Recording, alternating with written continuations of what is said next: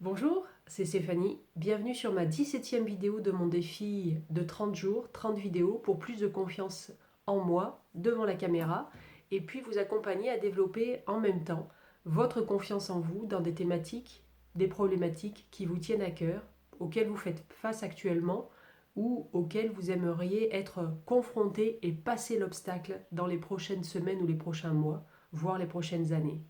En tout cas, c'est vraiment mon espoir et mon plaisir de me dire que je peux contribuer à permettre, notamment aux timides, tels que je l'étais moi il y a des années, mais je l'ai été pendant de nombreuses années, une très forte timide à ne pas pouvoir regarder les gens dans les yeux, à ne pas apprécier la moindre interaction. Donc si je peux permettre à des gens comme ce que j'étais de prendre leur juste place dans le monde et de devenir la meilleure version d'eux-mêmes, alors j'en serai immensément fière et dans la gratitude pour ces personnes de m'avoir suivi et d'avoir essayé et réussi certaines choses, voire toutes les choses dont je vous parle dans ces vidéos.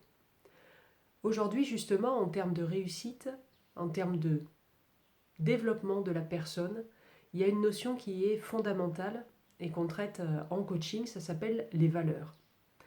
Alors on ne le traite pas qu'en coaching, mais c'est une expression courante qu'on entend ou qu'on peut dire même soi-même évidemment sur d'autres personnes, c'est un tel est vraiment une personne de valeur.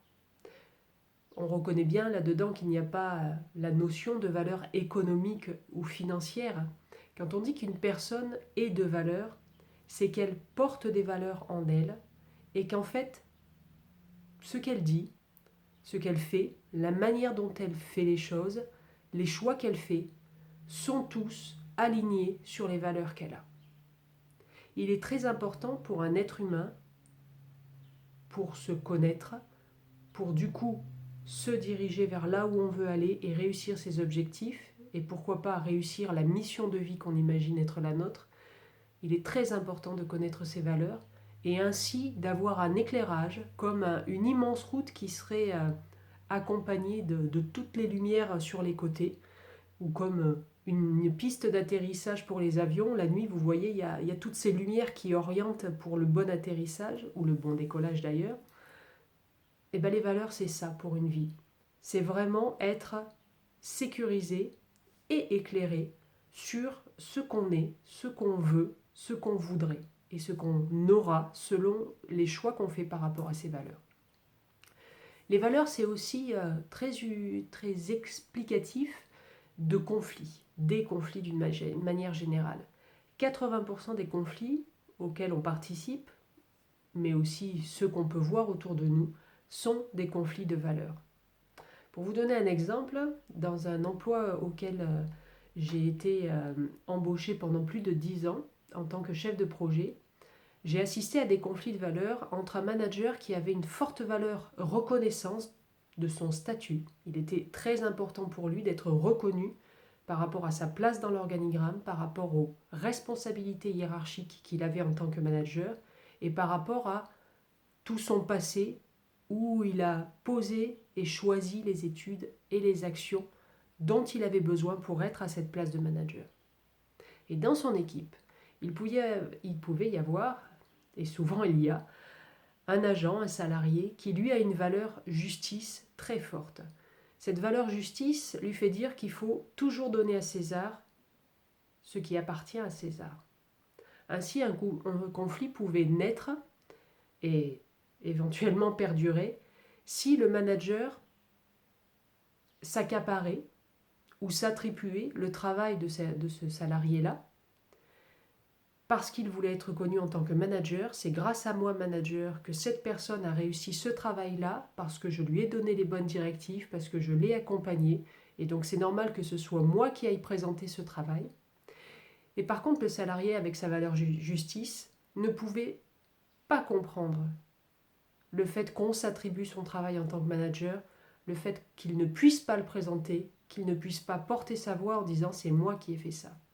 Et du coup, il y a forcément un conflit avec deux personnes qui sont de toute bonne foi, toutes les deux, qui sont conscientes qu'elles ont fait leur job, mais elles ne l'ont pas fait de la même manière. Un l'a fait en termes de je dois être reconnu parce que je suis chef, et l'autre je dois être reconnu parce que la justice fait que ce travail c'est moi qui l'ai fait, donc c'est à moi de le porter.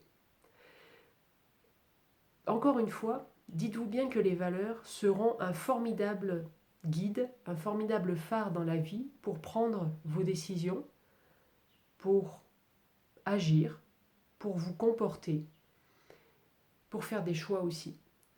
Pour déterminer une valeur en coaching, on demande aux personnes, il y a plein d'exercices qui permettent de déterminer les valeurs, mais quelque chose de simple que je peux vous transmettre ici par cette vidéo, c'est de vous poser la question: qu'est-ce qui est important pour vous dans la vie? Là, forcément, des notions qui vous viennent. Il y a peut-être des mots qui vont venir: la liberté, ma famille, gagner de l'argent, être indépendant, etc. Essayez de vous faire une liste de 10, 20 choses qui répondent à la question: qu'est-ce qui est important pour vous? Il y a aussi, par contre, le piège à éviter qui est dire de l'argent. Posez-vous à chaque valeur la question derrière: qu'est-ce que vous apporte l'argent? Si vous répondez ça m'apporte la liberté, alors l'argent n'est pas la valeur. C'est la liberté qui est une valeur. Et si à chacune des valeurs que vous énoncez spontanément, vous vous posez cette question: qu'est-ce que ça vous apporte? S'il n'y a pas de réponse, c'est bien que c'était une valeur. S'il y a une réponse, c'est cette réponse-là qui sera la vraie valeur. Une fois que vous avez fait ça, posez-vous la question, peut-être dans un seul domaine de vie, dans un premier temps: est-ce que ces valeurs vivent dans ma profession actuelle?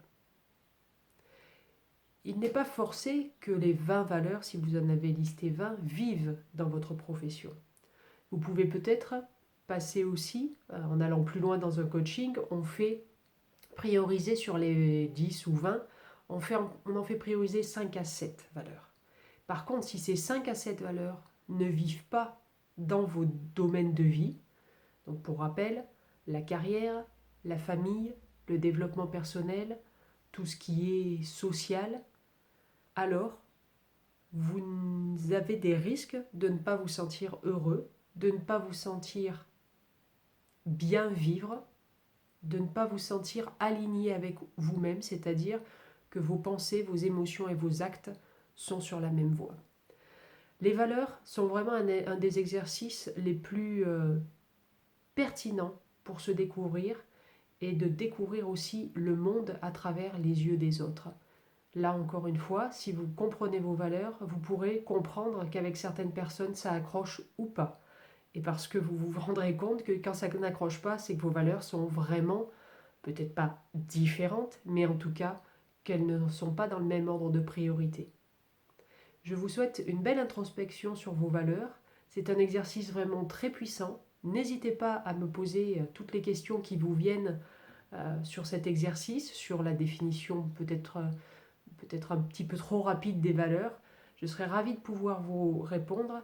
En tout cas, sachez que c'est quelque chose qui permet toujours de passer à un niveau supérieur de développement de sa personne quand on identifie et qu'on fait vivre au quotidien ou du moins régulièrement ces valeurs. Je vous dis à bientôt pour la 18e vidéo de mon défi 30 jours plus de confiance.